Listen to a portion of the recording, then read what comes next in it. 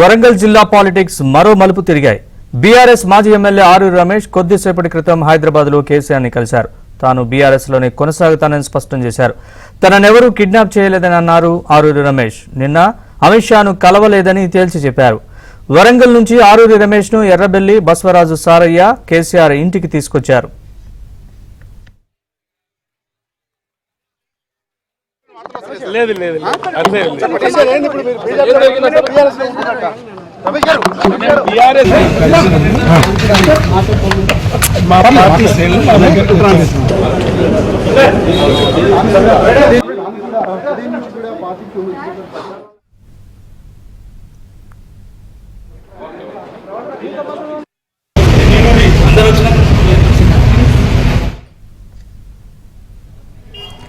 వరంగల్ జిల్లా పాలిటిక్స్ మరో మలుపు తిరిగాయి. బీఆర్ఎస్ మాజీ ఎమ్మెల్యే ఆరూరి రమేష్ కొద్దిసేపటి క్రితం హైదరాబాద్ లో కేసీఆర్ని కలిశారు.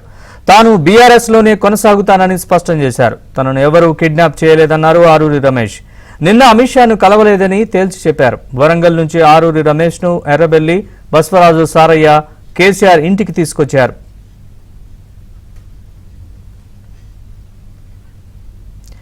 ఇదే అంశానికి సంబంధించి మరిన్ని వివరాలు మా ప్రతినిధి నవీన్ అందిస్తారు. నవీన్, చెప్పండి, కేసీఆర్ నుంచి ఆరూరి రమేష్ కు ఎలాంటి హామీ లభించింది, అసలు ఏం జరిగింది, పూర్తి అప్డేట్స్ చెప్పండి. నరేష్, తీవ్ర హైడ్రామా మధ్య ఆరూరి రమేష్ ను ఇవాళ హైదరాబాద్ కు తరలించారు. అయితే ఆరూరి రమేష్ బీజేపీ వరంగల్ బీఆర్ఎస్ జిల్లా అధ్యక్షుడిగా ఉన్నారు. వర్ధన్నపేట మాజీ ఎమ్మెల్యే ఆయన. అయితే ఆయన బీజేపీలో చేరేందుకు అంత రంగం సిద్ధం చేసుకున్నారు. వారం రోజుల క్రితమే ఆయన బీజేపీలో చేరాల్సి ఉన్న మోదీ తెలంగాణ పర్యటన సందర్భంగా ఆయన బీజేపీలో చేరాల్సి ఉన్నా అప్పుడు హరీష్ రావు కేటీఆర్ ఆయనను బుజ్జగించేటువంటి ప్రయత్నం చేసి ఆయనను మెత్తబడి ఆరూరి రమేష్ అటువైపు వెళ్లకుండా చేశారు. ఆ తర్వాత ఆరూరి రమేష్ కూడా ఒక వీడియో విడుదల చేశారు.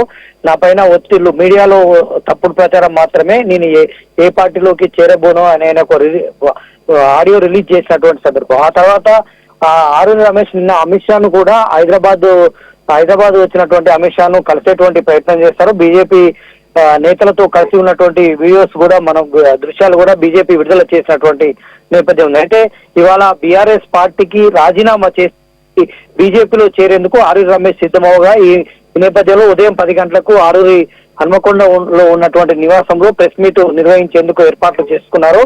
అయితే ఆరూరి రమేష్ ప్రెస్ మీట్ కు వచ్చేటువంటి క్రమంలోనే ఎర్రబెల్లి దయాకర్ రావు, మాజీ మంత్రిగా ఉన్నటువంటి ఎర్రబెల్లి దయాకర్ రావు, అదేవిధంగా ఎమ్మెల్సీ బసవరాజు సారయ్య, ఇతర నేతలంతా కూడా ఆరూరి రమేష్ ఇంటికి వచ్చారు. దౌర్జన్యంగా ఆయనను కారులో తీసుకుని వెళ్తున్నట్టు ఆరూరి రమేష్ అనుచరులే చెప్పారు. తర్వాత బీజేపీ నేతలు కూడా ప్రకటన రిలీజ్ చేశారు. ఏబిఎన్ తో కూడా మాట్లాడినటువంటి సందర్భం.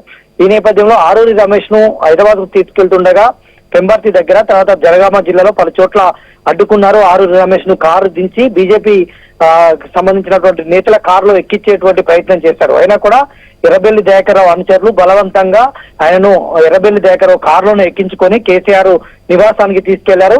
కేసీఆర్ తో మాట్లాడిన తర్వాత ఆరూరి రమేష్ మాట మార్చారు. తనను ఎవరు బలవంతంగా తీసుకురాలేదు, తన ఇష్టానుసారంగానే వచ్చానని ఆయన చెప్పారు. తను బీజేపీకి వెళ్ళబోవడం లేదు, బీఆర్ఎస్ లోనే ఉంటానని ఆరూరి రమేష్ కొద్దిసేపటి క్రితం స్పష్టం చేశారు.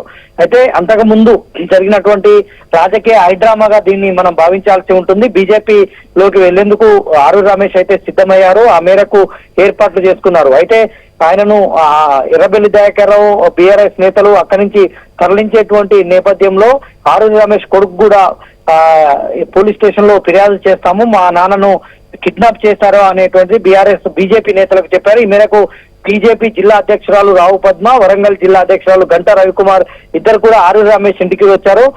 రమేష్ ను కిడ్నాప్ చేయాల్సినటువంటి అవసరం ఏముంది, పట్టపగలే ఎందుకు తీసుకెళ్లారు, ఎర్రబెల్లి దయాకర్ రావు కుట్రలో భాగంగానే ఇదంతా జరిగిందని రావు పద్మ మనతో మాట్లాడుతున్నప్పుడు చెప్పినటువంటి సందర్భం. ఈ నేపథ్యంలో ఆరూరి రమేష్ అయితే ప్రస్తుతం కేసీఆర్ కు కల్పించారు.